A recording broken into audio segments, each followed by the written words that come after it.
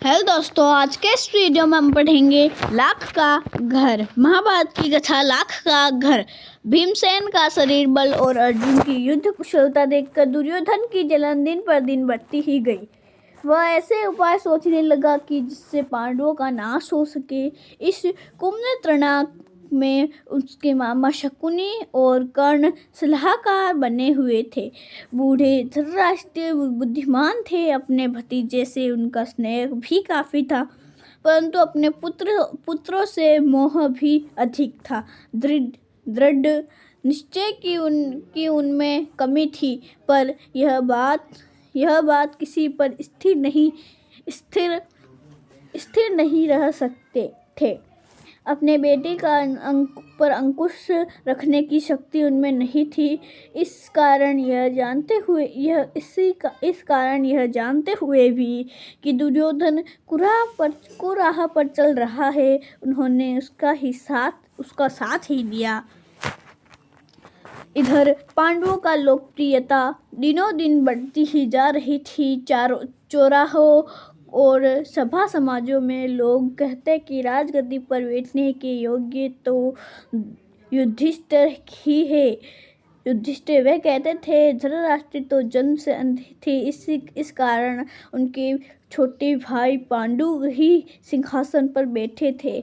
उनकी अकाल मृत्यु हो जाने और पांडवों के बालक होने के कारण कुछ समय के लिए धृतराष्ट्र ने राजकाज संभाला था।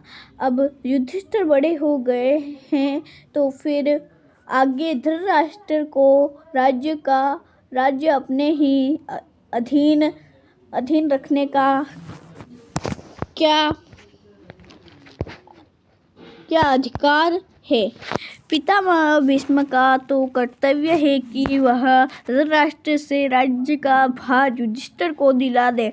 युधिष्ठिर का सारी प्रजा के साथ न्याय पूर्वक व्यवहार कर सकेंगे। जो पांडवों की यह लोकप्रियता दिखाई देती थी, ईर्ष्या से वह भी अधिक कूढ़ने लगता था।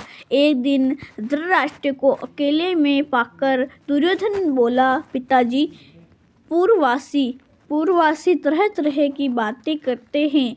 जन्म से दिखाई न देने के कारण आप बड़े होते हुए भी राज्य के वंचित ही रह गए। राज सत्ता आपके छोटे भाई के हाथों में चली गई। अब यदि युधिष्ठिर को राजा बना दिया तो फिर पीढ़ियों तक हम राज्य की आशा नहीं कर सकेंगे। पिताजी, हमसे तो यह अपमान न सहा जाएगा। यह सुनकर राजा धृतराष्ट्र सोच में पड़ गए। बोले, बेटा, तुम्हारा कहना ठीक है, लेकिन युधिष्ठिर के युद्ध के विरुद्ध कुछ करना भी तो कठिन है।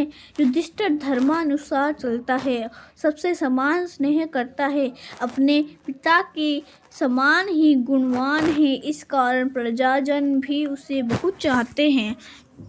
यह सुनकर दुर्योधन बोला, पिताजी, आपको और कुछ नहीं करना चाहिए। सिर्फ पांडवों को किसी न किसी बहाने वारणावत के मेले में भेज दीजिए।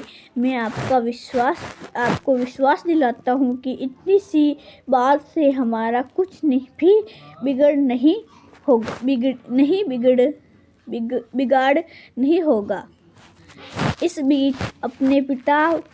बीच अपने पिता पर और अधिक दबाव डालने के इरादे से दुर्योधन ने कुछ कूटनीतिज्ञों को अपने पक्ष में दिला दिया। वे बारी बारी से धृतराष्ट्र के पास ही जाकर पांडवों के विरुद्ध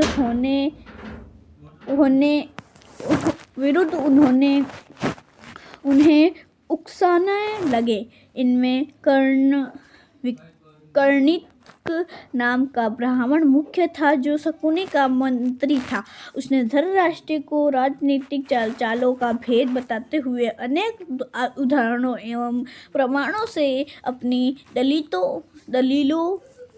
दलीलों की पुष्टि की। अंत में बोला, राजन, जो ऐश्वर्यवान है वही संसार में श्रेष्ठ माना जाता है। यह बात ठीक है कि पांडव आपके भतीजे हैं, परंतु वे बड़ी शक्ति संपन्न भी है। इस कारण अभी से चौकन्ने हो जाइए।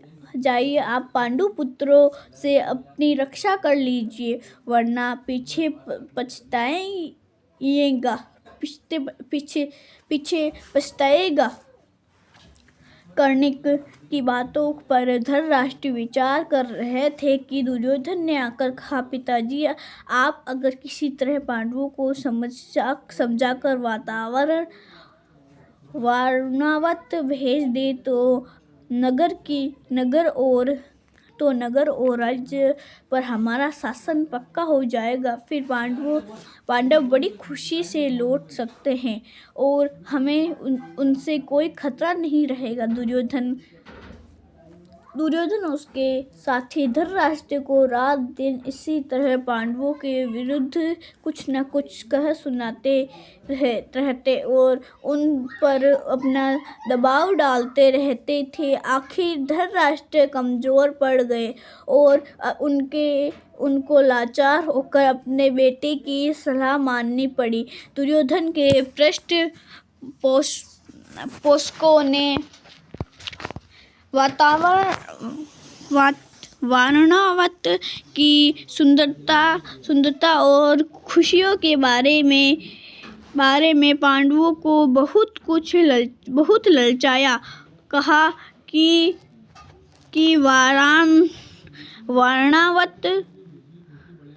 वारणावत में एक भारी मेला होने वाला है, जिसकी शोभा देखते ही बनेगी। उनकी बातें सुनकर खुद पांडवों को भी वारणावत जाने की उत्सुकता हुई। यहाँ तक कि उन्होंने स्वयं आकर धृतराष्ट्र से वहां जाने की अनुमति मांगी। धृतराष्ट्र की अनुमति पाकर पांडव बड़े खुश हुए और भीष्म आदि से विदा लेकर अपनी माता कुंती के साथ वारणावत के लिए रवाना हो गए। पांडवों के चले जाने की खबर पाकर दुर्योधन की खुशी की तो सीमा न रही। वह अपने दोनों साथियों कर्ण एवं शकुनी के साथ बैठकर पांडवों तथा कुंती का काम तमाम करने का उपाय सोचने लगा। उसने अपने मंत्री पुरोचन को बुलाकर गुप्त रूप से सलाह दी और एक योजना बनाई। पुरोचन ने यह सारा काम पूर्ण सफलता के साथ पूरा करने का वचन दिया और तुरंत वारणावत के लिए रवाना हो गया। एक शीघ्रगामी रथ पर बैठकर पुरोचन पांडवों से बहुत पहले वारणावत जा पहुंचा। वहां जाकर उसने पांडवों को ठहरने के लिए सन, घी, मोम, तेल, लाख, रबड़ी आदि जल्द आग पकड़ने वाली चीजों को मिट्टी में मिलाकर एक सुंदर भवन बनाया।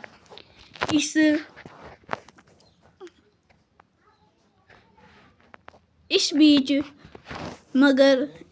अगर पांडव वहां जल्दी पहुंच गए तो कुछ समय उनके ठहरने के लिए एक और जगह का प्रबंध पुरोचन ने कर रखा था। दुर्योधन की योजना यह थी कि कुछ दिनों तक पांडवों को लाख के भवन में आराम से रहने दिया जाए और जब वे पूर्ण रूप से निशंक हो जाए तब रात में भवन आग लगा दी जाए, जिससे पांडव तो जलकर भस्म हो जाए और कौरवों पर भी कोई दोष न लगा सके। उम्मीद करती हूँ आपको ये लाख का घर अच्छा लगा, तो वीडियो को लाइक शेयर सब्सक्राइब कर देना। मिलते अगले वीडियो में। Thanks for watching. धन्यवाद।